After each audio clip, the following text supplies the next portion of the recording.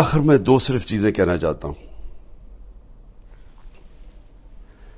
ایک تو میرا پیغام ہے، یہ جو پولیس والے، یہ جو نامعلوم افراد عام پلین کپڑوں کے اندر گھس جاتے ہیں لوگوں کے گھروں میں، سارا گھر توڑتے ہیں، چوری کر لیتے ہیں، جو تشدد کرتے ہیں لوگوں پہ، جو ظلم کرتے ہیں، ٹارچر کرتے ہیں لوگوں کو جیلوں کے اندر، جنہوں نے سوشل میڈیا کے بچوں کو صرف ٹویٹس کے اوپر اٹھا لیا اور ان کو تشدد کر کے واپس بھیجا، جو صحافیوں کے اوپر ظلم کر رہے ہیں، عمران ریاض جو ابھی تک غائب ہے، پتہ نہیں کہ کدھر وہ گیا ہوا ہے، عدالتوں بھی بے بس ہو گئی ہیں، عدالتوں کے پاس بھی وہ بھی ہاتھ کھڑے کر دیے کہ جی وہ پروڈیوس کرو.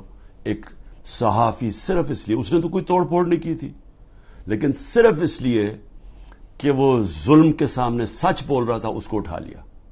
4 پاکستان کے ٹاپ صحافی ملک سے باہر گئے ہوئے ہیں، ملک چھوڑ کے چلے گئے کیونکہ وہ سچ نہیں بول سکتے تھے، اور ان کے اوپر یہی قسم کا جو عمران کو پہلے اس کے اوپر تشدد کیا، پھر جو اب اس کو غائب کیا ہوا ہے، خوف پھیلایا ہوا ہے. باقی سارا میڈیا کنٹرول میں ہے. صرف وہ تب بول سکتے ہیں اگر عمران خان کی کوئی برائی ہو، پروپیگنڈا، وہ بول سکتے ہیں. وہ کوئی سچ نہیں بول سکتا آج. اور مجھے افسوس یہ ہے کہ ان میں سے جو ہم بڑے بڑے نام سمجھتے تھے کہ وہ صحاف کے لیے ان کی بڑی قربانیاں ہیں، وہ بھی آج گھٹنے ٹیک کے سامنے بیٹھے ہوئے ہیں.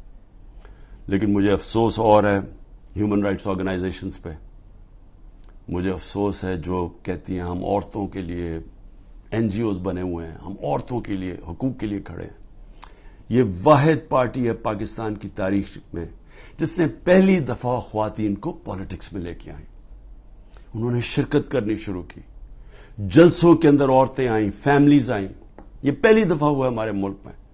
یہ خوشائن چیز ہے کہ ملک کی جتنی بڑی پارٹیسپیشن ہوگی پالیٹکس کے اندر، اتنا بہتر وہ احتساب کریں گے حکمرانوں کا. جتنی زیادہ بڑی ٹرن آؤٹ ہوگی، اس کا مطلب کہ عوام نظر رکھ رہی ہے حکمرانوں کے اوپر.